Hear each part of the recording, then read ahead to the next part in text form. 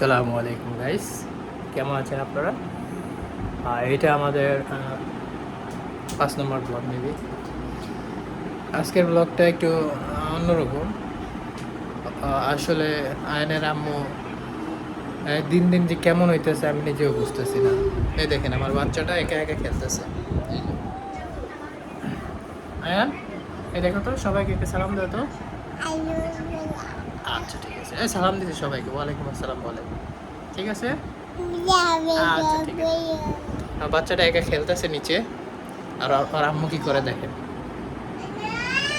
বসে বসে মোবাইল টিপতেছে। ওর কোনো খেয়ালই নেই, আর বাচ্চা একা একা নিচে খেলতেছে। এই দেখেন বসে আছে রে। ওই দেখেন বাচ্চা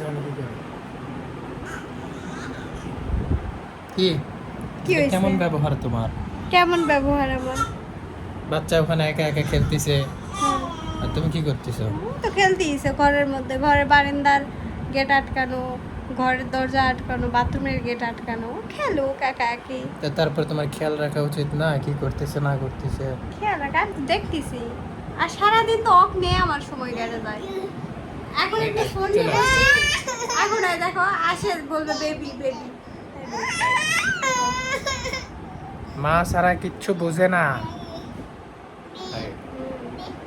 ওই জন্যই তো যত অত্যাচার সব মায়ের সাথে বাপের সাথে করে, বাপে তো বাপের সাথে সহ্য করে না। কি অত্যাচার হবে বাপের সাথে? এই মোবাইল ফালাই দিস না।